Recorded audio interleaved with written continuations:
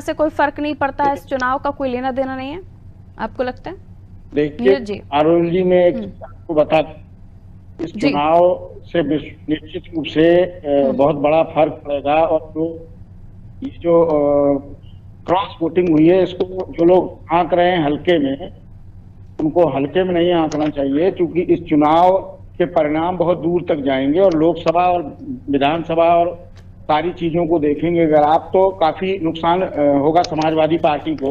कि इस इन cross voting को आप ये देखिए कि आने वाले भविष्य में अभी 13 विधान परिषद के सदस्य के चुनाव होने हैं। दूसरी बड़ी बात, जो लोग ये कह रहे हैं लोकसभा चुनाव में इससे कोई विशेष फर्क नहीं पड़ेगा, उनका कहना बिल्कुल गलत है। लोकसभा चुनाव में अभी तक जो अमेठी चुनाव कांग्रेस हार रही थी, अब रायबरेली सीट पे भी काफी दमदार प्रत्याशी भारतीय जनता पार्टी उतारेगी और चुनाव में परिणाम बदले जा सकते हैं। इसका बहुत खामियाजा भुगतना पड़ सकता है। और अखिलेश यादव अपनी पार्टी के लोगों की मन की बात और अंतरात्मा की बात नहीं सुन पाए, ये समाजवादी पार्टी के लिए बहुत दुखद समाचार है। सबसे बड़ी चीज मैं आपको एक चीज बताता चलूं, इससे पहले मुलायम सिंह यादव जब समाजवादी पार्टी के राष्ट्रीय अध्यक्ष हुआ करते थे, तब भी राज्यसभा के चुनाव होते थे, तब भी विधान परिषद के चुनाव होते थे, लेकिन कभी भी समाजवादी पार्टी की तरफ से क्रॉस वोटिंग नहीं हुई।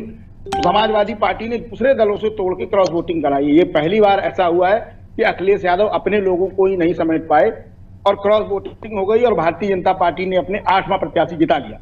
पारुल जी, इससे एक सीधा सीधा मैसेज ये जाता है कि भारतीय कांग्रेस को जो फायदा कांग्रेस देश के समझौता कर रही है, उस फायदे को कांग्रेस उठा नहीं पाएगी। और ये कोई नई चीज नहीं है, ये समाजवादी पार्टी को इससे सबक लेना चाहिए और अपने लोगों को मिलना बैठना। और लोगों का आरोप है, जो विधायकों ने क्रॉस वोटिंग की है उनसे हम लोगों की भी बात हुई, वार्ता में उन्होंने स्पष्ट कहा कि हम अपने राष्ट्रीय अध्यक्ष से जब मिलते थे तो एक आम आदमी की तरह वो कुर्सी पे बैठे होते थे और हम सामने जनता की तरह खड़े होते थे। तो हम 3 बार वहां से चुनाव जीत कर आए हैं और ऐसे समय में जीत के आए हैं जब विपक्ष, पिछली बार भी सत्ता भारतीय जनता पार्टी की उत्तर प्रदेश में थी और अभी भी भारतीय जनता पार्टी की सत्ता है। तो मनोज पांडे जी और राकेश जी ने तो खुले तौर पर कुछ ऐसी स्थितियां रही कि मनोज जी कहते रहे स्वामी प्रसाद मौर्य को लेकर, बार बार उनके बयानात आते रहे, और राकेश जी राम मंदिर को लेकर खुले तौर पर उन्होंने कहा कि सभी को जाना चाहिए। बहरहाल शायद